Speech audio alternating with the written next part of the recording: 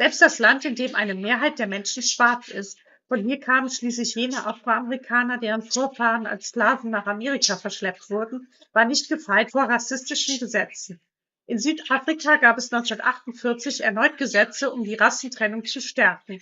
Mit dem Wahlsieg der Nationalen Partei wurde Rassentrennung von den weißen Siedlern zur Staatsdoktrin erhoben. Hier entstand auch der Begriff Apartheid, der von vielen heute außerhalb des historischen Kontextes und positiv formuliert sehr flexibel genutzt wird. Das Wort aus dem Afrikaans bedeutet wortwörtlich Getrenntheit und schuf ähnlich den Nürnberger Gesetzen der Nazis eine rigide Rassenhierarchie, in der natürlich die schwarze Rasse wieder auf der niedrigsten Stufe landete. Es gab die kleine Apartheid, die darauf abzielte, Schwarze und Weiße in öffentlichen Einrichtungen und dem Sozialleben voneinander zu trennen, ähnlich der Rassentrennung in den Südstaaten der USA. Die große Apartheid pochte auf einer vollständigen Trennung der Rassen, räumlich und politisch.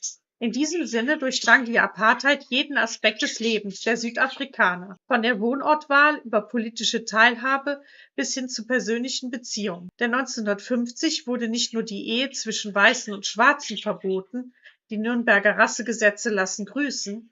Nein, mit dem Immorality Act wurden sexuelle Beziehungen von Weiß- und Schwarzafrikanern unter Strafe gestellt. Auch hier eine Parallele zur Rassenschande bei den Nazis. Selbst die Passgesetze erinnern an ähnliche Vorgaben für Juden, denn in Osteuropa wurden Kennkarten ausgegeben, die es den Juden ermöglichten, von Ghettos wie dem Warschauer Ghetto zu ihren Arbeitsplätzen zu gelangen. Eine ähnliche Regelung gab es später in Südafrika.